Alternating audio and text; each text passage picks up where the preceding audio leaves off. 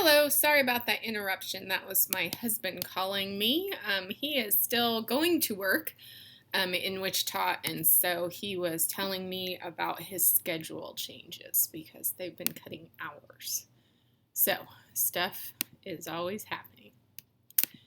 All right, so we are ready for Act 3, Scene 1. At the opening of this scene, Benvolio is asking Mercutio, let's retire, so let's go back indoors, or go home.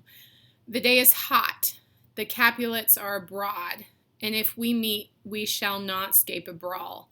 For now, these hot days is the mad blood stirring. So, the Capulets are itching for a fight, and it's hot, and everybody's tempers are short when it's hot, and so Benvolio wants Mercutio to call it a day. Mercutio is in a lot of ways kind of culpable, and culpable, it's C-U-L-P-A-B-L-E. Culpable means to blame or guilty.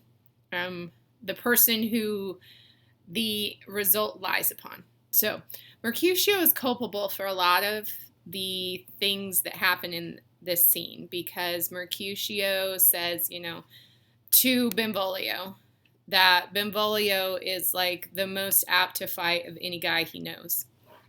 Totally not true. Like, Benvolio is always level-headed, calm, wants to avoid violence at all costs. So Mercutio is kind of projecting. Mercutio's in a bad mood, so he's, telling Benvolio that he's crabby pants, which Benvolio's not crabby pants. Okay, so then here comes Tybalt. Trouble, walking in. Okay. Tybalt says, follow me close, for I will speak to them. Gentlemen, good even. A word with one of you. So Tybalt says, good afternoon. He's being very polite. A word with one of you. So may I speak to one of you? So Tybalt really isn't instigating here. Mercutio says, and but one word with one of us, couple it with something. Make it a word and a blow. So the one who's first saying, why don't you put your money where your mouth is? Why don't you couple your word with a blow, which would be like a sword blow or a punch, is Mercutio. Mercutio is instigating. Mercutio is starting stuff. Tybalt came looking for trouble, but he did not come looking for trouble with Mercutio. Okay, so Tybalt says, you shall find me apt enough to that, sir, and you will give me occasion. So you're going to give me plenty of reason to fight if you keep talking like that. And Mercutio says, thou consortest with Romeo. So Tybalt said, thou consortest with Romeo. Tybalt is still mad about Romeo because of what happened in Act 1, Scene 1. Okay, Benvolio, things are starting to get hostile and tense between Mercutio and Tybalt, and so Benvolio says, we talk here in the public haunt of men. Either withdraw into some private place, or reason coldly of your grievances, or else depart. Here all eyes gaze on us. So either shut up, like quit fighting and threatening each other, or at the very least go someplace private. We can't be having this happen out in the open on the streets.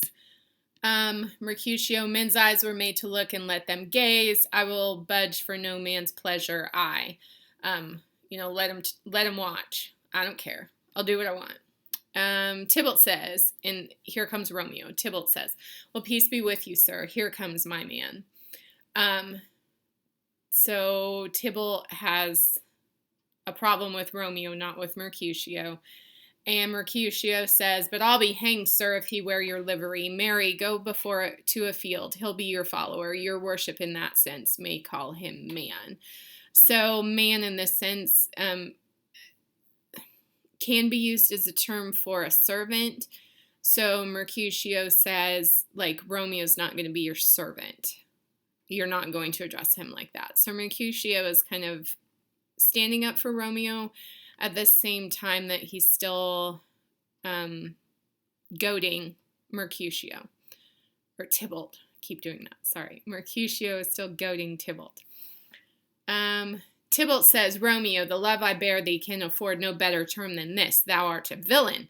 So you're a bad guy, Tybalt says to Romeo. And Romeo says, Tybalt, the reason that I have to love thee doth much excuse the appertaining rage to such a greeting. Villain am I none. Therefore, farewell. I see thou knowest me not. So Romeo has a really good reason to not want to fight Tybalt. And that is because Romeo has married Tybalt's cousin. He can't say that because it's definitely not going to make the situation better in Tybalt's eyes. But Romeo's trying to avoid a fight with Tybalt at all costs. And Romeo says, the reason I have to love you, like Romeo has a good reason to love him and to love the name Capulet, because Juliet is a Capulet. Tybalt says, boy, this shall not excuse the injuries that thou hast done me, therefore turn and draw. So Tybalt has challenged Romeo. Remember, Tybalt sent the letter to Romeo's house overnight, challenging him to a fight. Romeo hasn't been home. He was at Juliet's house overnight, outside her window, and then he went directly to the friars before the sun was up. So Romeo has not seen this challenge from Tybalt. So Tybalt challenges Romeo to duel. And again, Romeo wants to avoid that. That's not what he wants to do. Not a good way to ingratiate yourself to your new bride and her family is to kill her cousin. Not a good idea. Romeo says, I do protest I never injured thee, but love thee better than thou canst devise, till thou shalt know the reason of my love. And so, good Capulet, which name I tender as dearly as my own, be satisfied. So, again, Romeo tenders the name Capulet, says the name Capulet with as much love as he does his own name, because he loves a Capulet. And then, so Romeo's again like, just be happy, be satisfied, leave me alone. And Mercutio is the one who says, O calm, dishonorable, vile submission. Tybalt, you rat catcher, will you walk? So Mercutio challenges Tybalt because Romeo won't. So Mercutio's going to fight Tybalt in Romeo's stead. And then they have kind of a play on the name Tybalt being an old-fashioned story from their time. There was a king of cats named Tybalt in a story, and so that's a lot of what's happening on page 4. I haven't been telling you my page numbers. Okay, so Tybalt says, I am for you, like draws this sword, I'll fight you. Romeo says, gentle Mercutio, put thy rapier up. So again, Romeo's trying to stop the fight. Romeo draws his sword and asks Benvolio also, draw Benvolio, beat down their weapons. Gentlemen, for shame, forbear this outrage. Tybalt Mercutio, the prince expressly hath forbidden bandying in Verona streets. Hold Tybalt, good Mercutio. So at this point, they're fighting. And Romeo's trying his hardest to break it up. And then the very important action only happens as a stage note that Romeo tries to break up the fight. Tybalt stabs Mercutio under Romeo's arm. So it's up to the director how this plays out. It can be purely accidental. It can be partly accidental. It can be Tybalt trying to stab Romeo and instead stabbing Mercutio. The version you're going to watch is kind of like playful, not real serious fighting. And then the stabbing of Mercutio happens accidentally. Okay, and then the guys are all like, okay, so Tybalt runs away. Mercutio's buddies are not taking him seriously because Mercutio always jokes around. So when he's been stabbed, no one realizes how seriously he's been hurt. Part of that is because Tybalt has a sucking wound. So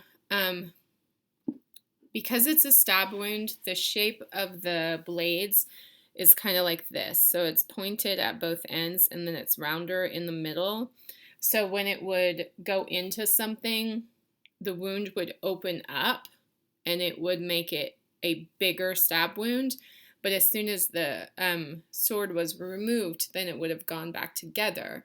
And so any bleeding that Mercutio has would be internal. There would be very little blood outside.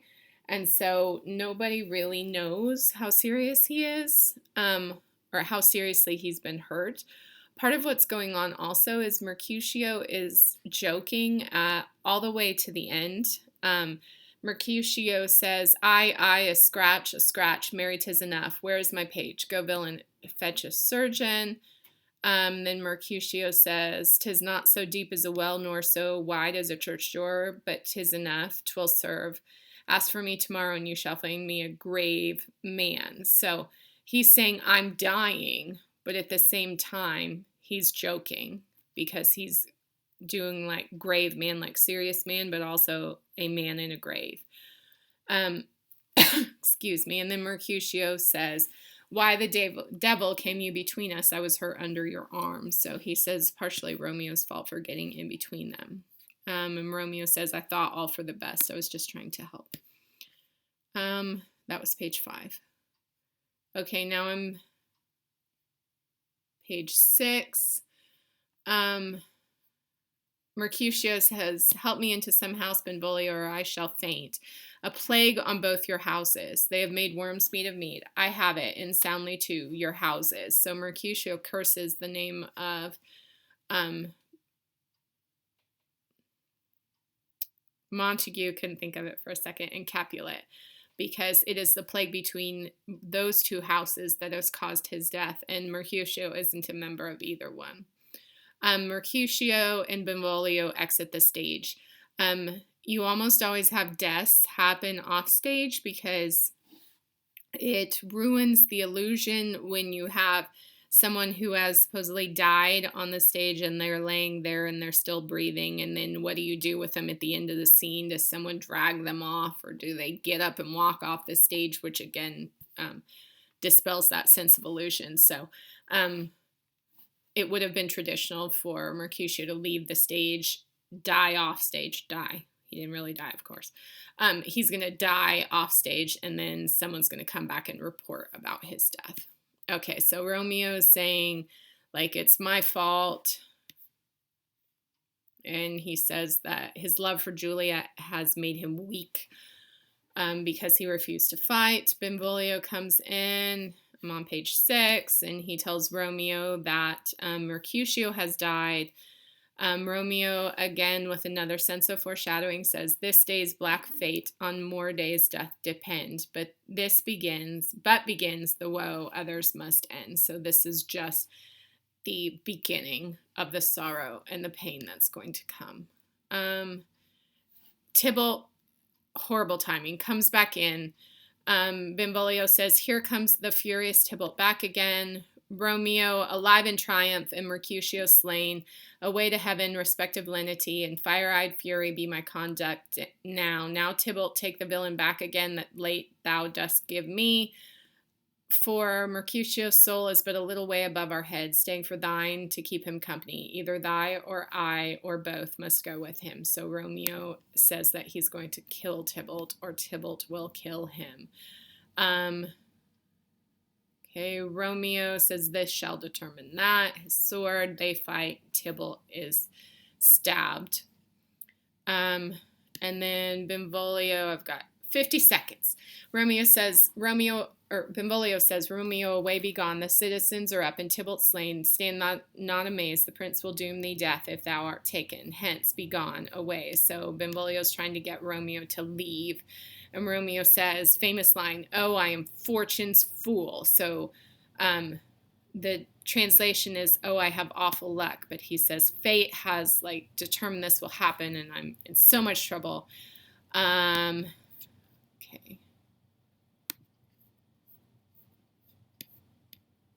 I am going to stop right here, and I'm going to have to do a part 3.